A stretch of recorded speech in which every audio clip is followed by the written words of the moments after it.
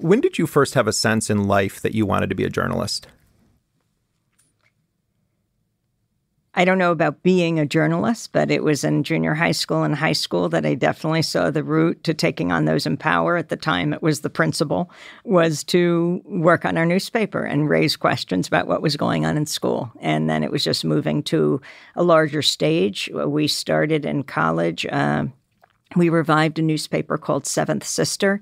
It was a feminist newspaper, and we took on the issue. My first article in that was Unsexual harassment. And I mean, sadly, the numbers haven't changed, that 1 in 4 people at our university, whether they were undergraduates, graduates, assistant professors, or professors, that women were being, 1 in 4 were being either sexually harassed, assaulted, or raped. And it's astounding. And those numbers continue through to today.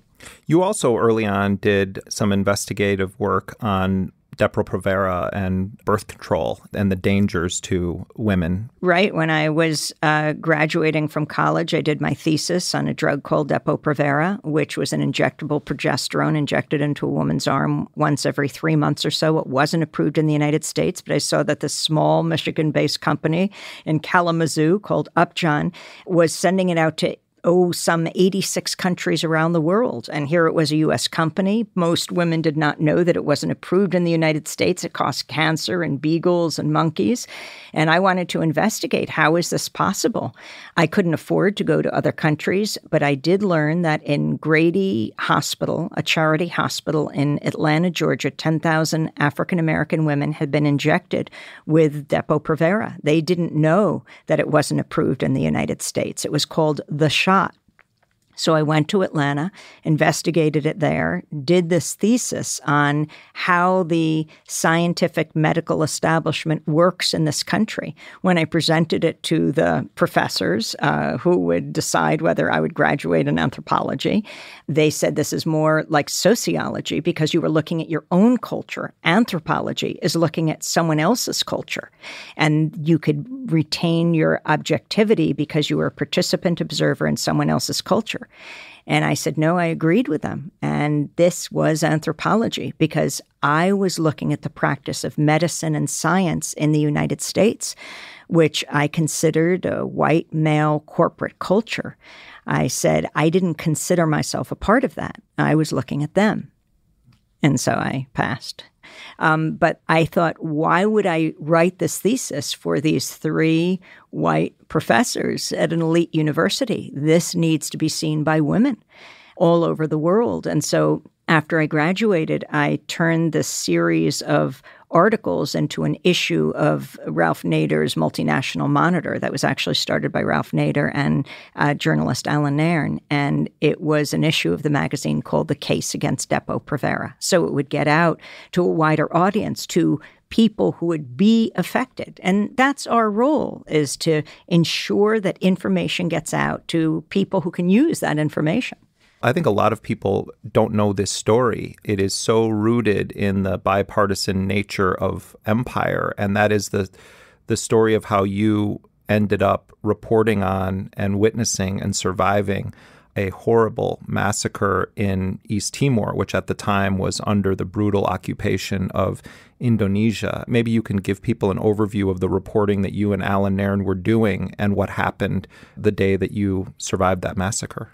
Indonesia invaded East Timor December 7th, 1975.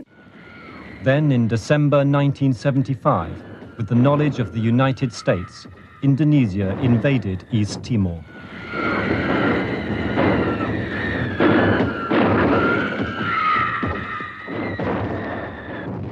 90% of the weapons used were from the United States. The day before the invasion, President Ford and then Secretary of State Henry Kissinger were in Indonesia meeting with the long-reigning dictator Suharto.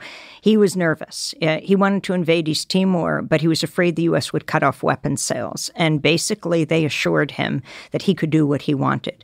And the Indonesian military invaded East Timor by land, by air, and by sea. The army was trained and financed by the United States.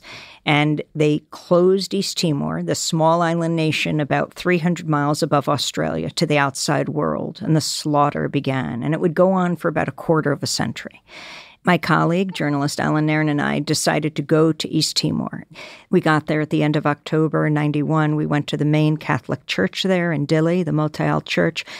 People were wailing, they were weeping. I didn't know if it was the standard sorrow of Timor or if something had just happened. And in fact, the day before, the Indonesian military had surrounded the church and shot dead a young man named Sebastião Gomez, and you could see his blood fresh on the steps. And the next day, there was a procession to honor him. His family led it, and the people marched from the church in Dili to the Santa Cruz Cemetery. And there were 1,000 people that marched, and we covered this march.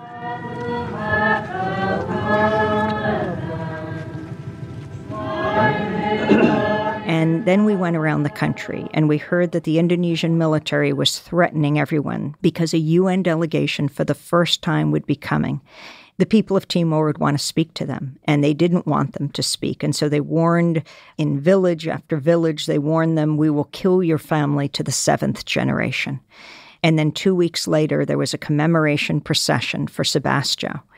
And they marched from the church to the cemetery.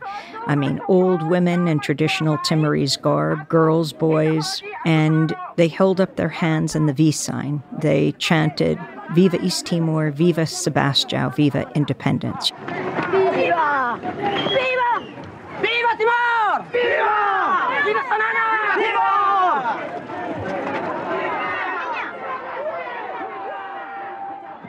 You know, they've been occupied by Indonesia. At that point, it was like 17 years. They got to the cemetery.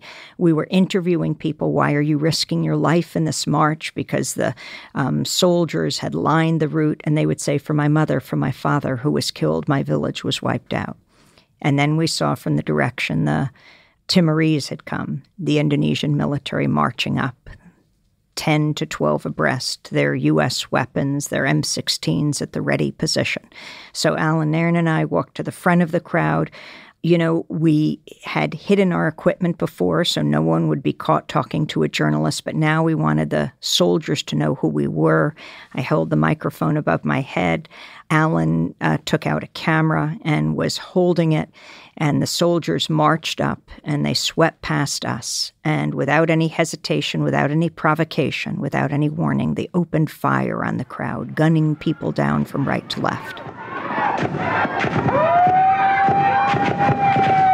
I was still holding my microphone. They threatened me with it, and then they kicked me to the ground. Alan had gotten a photograph of them opening fire on the crowd, and then he jumped on top of me to protect me from further injury.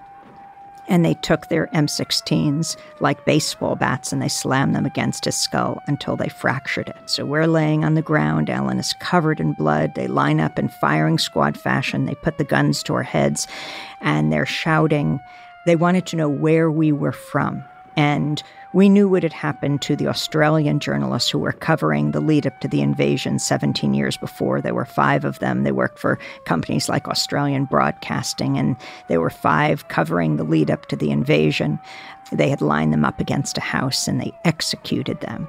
So it was very important. We felt that they understand as we were laying there on the ground with the guns at their heads. We were from America. No, not Australia. We were from America. We were from the country their weapons were from. Ultimately, they decided not to kill us. We believe because they would have to pay a price for killing us that they'd never had to pay for killing the Timorese, and they moved on. And a Red Cross Jeep pulled up. We were able to get into this Jeep. They had fractured Alan's skull when they beat him with the US M16s. Timorese jumped on top of us, jumped on top of the Jeep, and then we drove like that as a human mass to the hospital. When we got there, it was pretty clear to us the Indonesian military would come to the site. We went into hiding, as so many thousands of Timorese did, at the bishop's house, Bishop Bello at the time, who would later win the Nobel Peace Prize. And the only way we could stop the killing, which was continuing throughout Dili, was to get word to the outside world. We would have to get out of Timor. And so Bishop Bello helped me clean up Alan's head. His skull was fractured. He was bleeding profusely, gave him a new shirt. And we made our way to the airport, where we ultimately flew out of East Timor, went on to West Timor, onto Bali, and it was there that we were able to get into a U.S. plane and fly out onto Guam. Knew there was a military base there, thought that they would stop us from getting word out, so went to the small hospital in Guam where they sewed Alan's head up, and we went to a cable studio where CNN interviewed us. We had had photographs taken of us because we knew they would deny the massacre took place. The Indonesian army converged in two places. When they came,